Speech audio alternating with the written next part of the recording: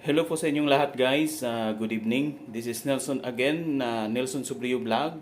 So ngayon ay off na naman natin. So kailangan natin magluto ng ulam guys. Kasi tapos na rin tayong maglaba. So ang lulutuin po natin ay pritong tilapia. Sabay gawin nating shershado guys. Lagyan natin ng mga itlog. Lagyan natin kunting sabaw. At mayroon din tayong kamatis, bawang, sibuyas, mayroon din tayong magic sarap, black pepper powder, mantika at saka asin guys. So ito yung mga sangkap natin. So ang una natin gagawin ngayon ay hihiwaan natin yung isda at priprituhin natin.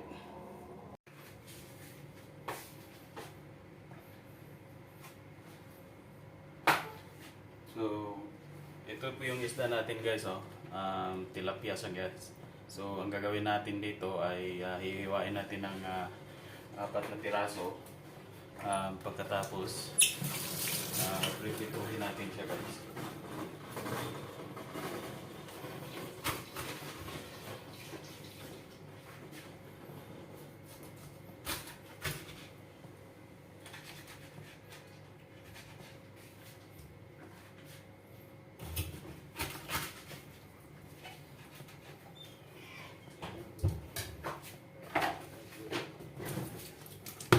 Video control. Last day. Sabay pasok na bukas. Saglit na yung ano. Saglit lang yung tawag nito. Saglit lang yung lugar. Parang ano lang eh, parang iniglip lang eh.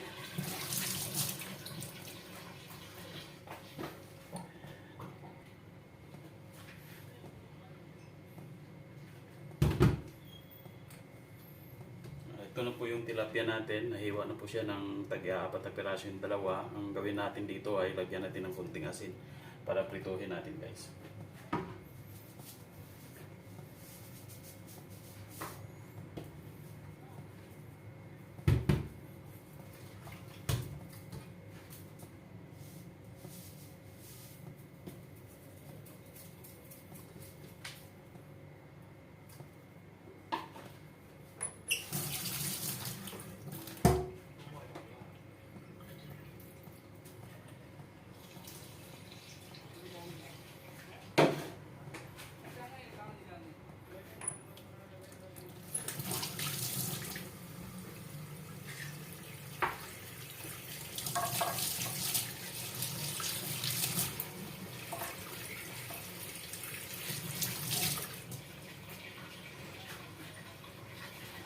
Iwain muna natin yung mga ingredients para pagkatapos ng pagprito, ready na, lulutuin na lang natin guys. So, inihiwa ko muna ngayon yung kamatis.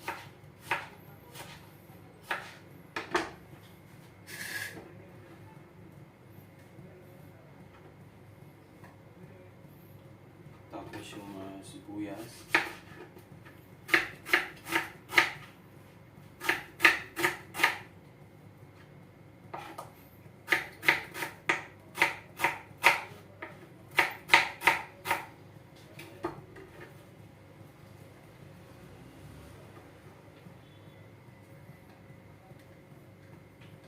Tapos yung bawang naman, ihanda natin to sila.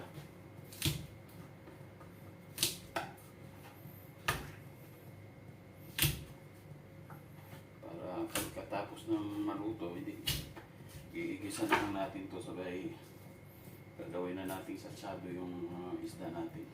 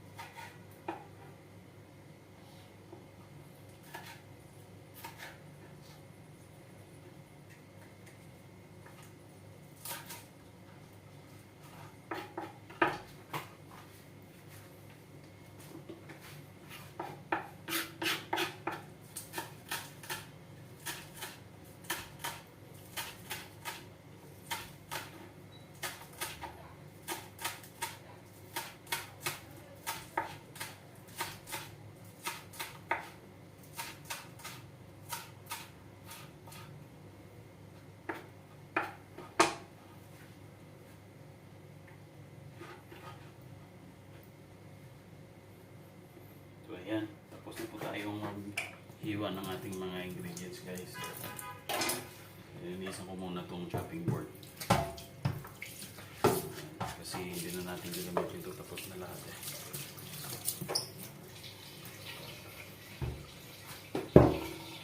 So yan na po guys, tapos na po tayo maghiwa lahat. So yung ingredients natin tapos na rin, at saka yung isda. Ang gagawin natin guys ay umpisahan na nating prituhin ng ating isda para magawa na natin ang dapat nating gawin. So yan guys, ay may ano na rin, mantika. Yung kawali natin, mainit na rin siya. So ang gagawin natin guys ay prituhin na natin siya.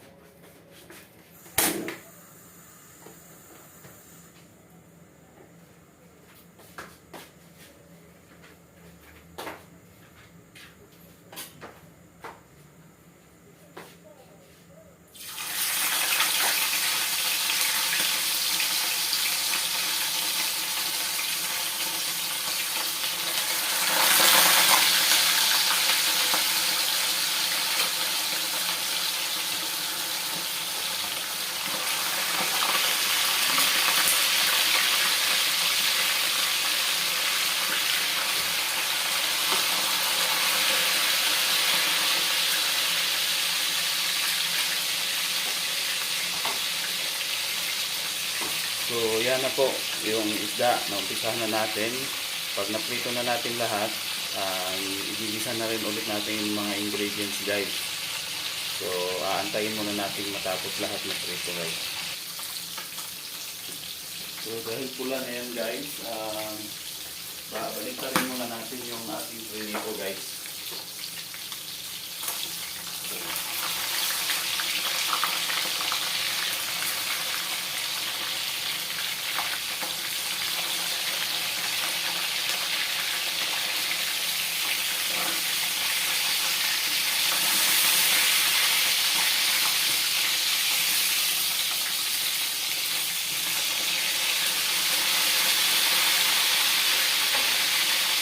Yan, so maganda na tingnan yung ating nitong tilapia na baliktad na rin lahat guys. Ginamitan natin ng kutsilyo, mahirap kasi pag baliktad pag walang walang sa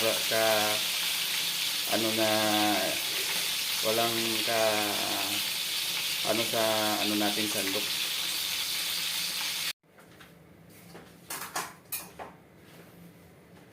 So ito na naman yung yung pangalawang batch sa pagpiprito natin guys.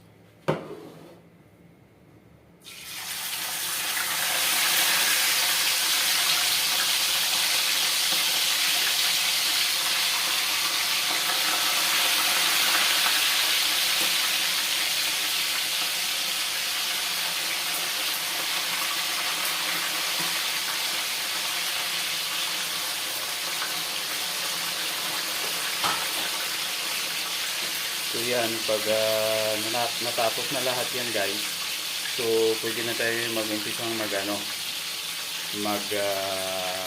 sarsyado ng ating ulam para mamaya may ulam na rin tayo guys, at saka hanggang bukas nakahanda na yung uulanin natin para pag-uwi din ng mga kasama natin, may makakain na rin sila at may nakahanda ng ulam guys. Ganon talaga pag nasa ibang bansa ka, kailangan nakapreparado ka lahat. Kung wala kang pasok, ng mga kasama mo may pasok, so kailangan mo magluto para pag sila rin yung off guys, nagluluto rin sila. So makakain din tayo pag uwi natin galing trabaho guys. So ayan guys, pwede na nating baliktarin ulit yan.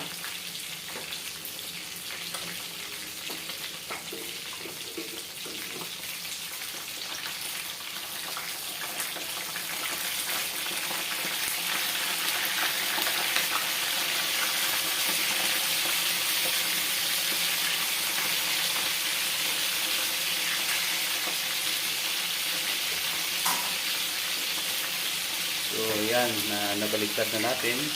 Pagkatapos niyan, yun na, lulutuin na natin siya ng sarsyado guys. So maya maya aantayin natin pagkatapos niyan. So yan na po yung tilapia natin, na prito na po lahat. So, ang gagawin natin ngayon guys ay mag-uumpisa na tayong maggisa ng ating mga ingredients guys. So, ngayon guys, mag-uumpisa na tayo sa paggisa ng ating mga ingredients. So, lagyan muna natin ng konting mantika. Ayan. Pag medyo mainit na yan, lalagyan natin yung sibuyas guys.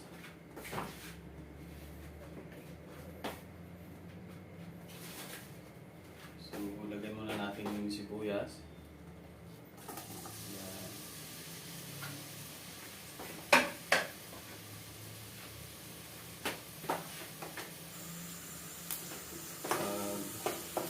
Medyo brownish na siya, susunod natin yung bawang guys.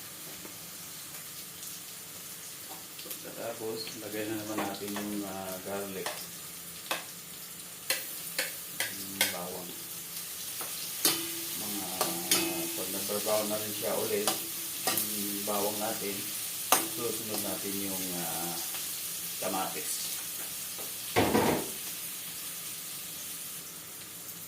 So, ayan. Lalagyan na naman natin yung kamatis guys, kasi ito yung nagpapalasa sa ating pero sa ating mga tilapia.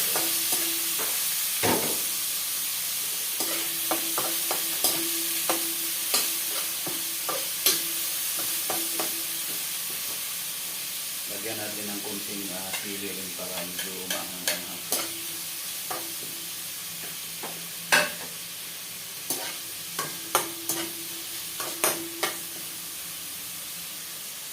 So, pagkatapos niyan guys, ay lalagyan na naman natin siya ulit ng tubig. So, saktong tubig lang lalagay natin guys.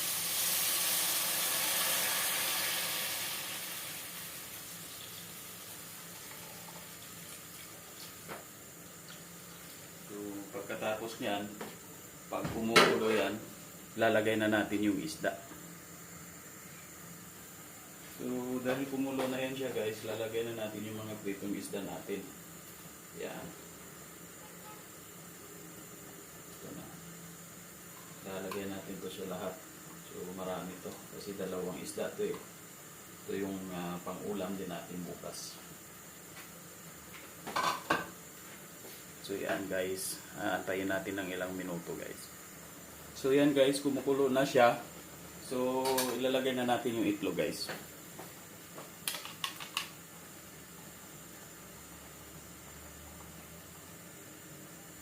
So, tinimplahan ko na rin ito guys.